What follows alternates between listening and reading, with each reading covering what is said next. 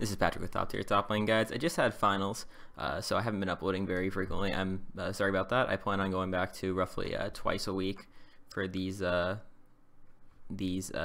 style videos where I just talk, at least until I kind of expend the base of the things I want to do.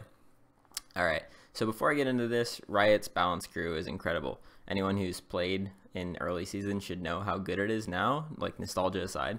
They're just really good at balancing 140 champions in every elo. This naturally just makes it a bit harder to exploit champions when they've meticulously tuned each champions to have kits that are fair across the board. Tier lists matter for pro play. Cloud9 sort of revolutionized drafting in the West, at least in Season 3, by just picking what they consider the best champions. Since then, drafting has largely been dominated by champion priority. There's no doubt that in the case of professional play, there is a fairly definite tier list that really affects how the actual events of the Rift takes place. As you go down in levels, you consistently do have still really defined tier lists, say in Challenger. In most regions, Challenger has a pretty defined tier list where certain champions give you a strong advantage. However, let's look at these so-called solo queue tier lists. Specifically, let's look at elo bracketed tier lists. These are usually the creations of relatively high elo players who don't specialize in or aren't particularly good at analyzing lower elos. These lists usually look at theoreticals. They might say Pantheon is good in gold because he's a lane bully and has a semi-global playmaking ult. They might say Tristana is good in gold because she can survive well on her own in hyperscale. They might say Maokai is good in gold because he can soak damage forever. The problem is, no matter what the champion is, there's always a logical explanation for why they'd be good in lower elo. It usually boils down to whatever counterplay exists for them, low elo players don't know how to do.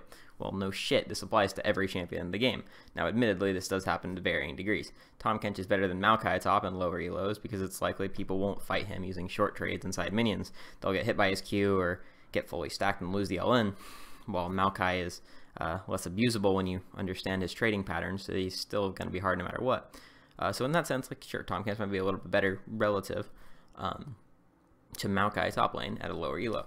However, you get a little higher and people might start playing around having a combat ultimate, in the example of Tahm Kench, when he doesn't. Higher yet, they might abuse his mediocre wave clear. And elo bracketed tier lists tend to just be really bad at balancing what a player in a certain elo is capable of doing versus what his opponents are capable of countering. So while they understand the idea, I haven't really seen a compelling tier list that really seems to understand each elo, the capabilities of players in each elo, and making a tier list that actually reflects that.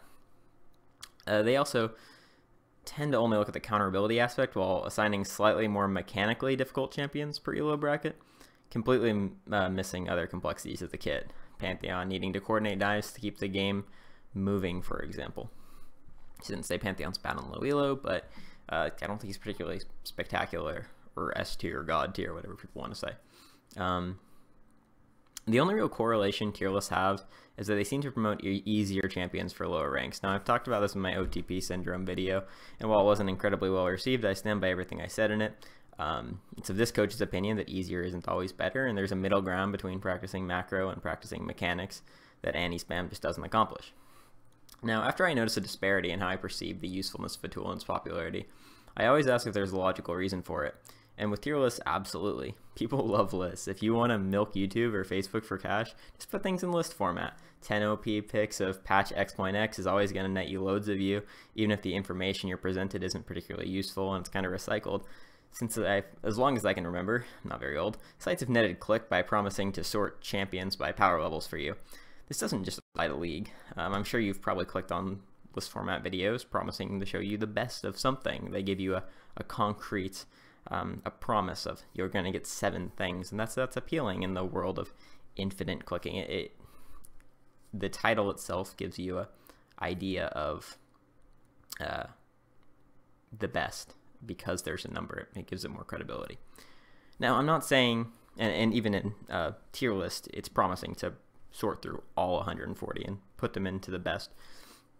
Now, I'm not saying your favorite streamer who put up an elo bracketed tier list is twirling his mustache, laughing maniacally about manipulating his sheeple, alright? People want lists, and generally, as you get higher and higher, champions do really start to stand out.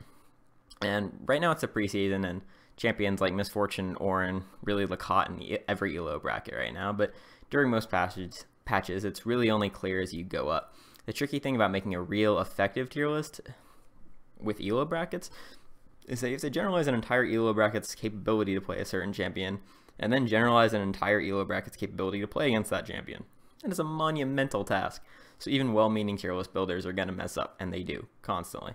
Some basically make a smurfing tier list, others just miss the player capabilities of an ELO. Now, win rates aren't great indicators of power in specific ELO either, for reasons I might say for another video. Another video yet might be what you can actually use to find good picks for yourself. But without allotting time to go into detail, let's just say you probably shouldn't bother too much with what you're playing as long as your main champion pool is relatively small and changes relatively slowly. That's all. Peace.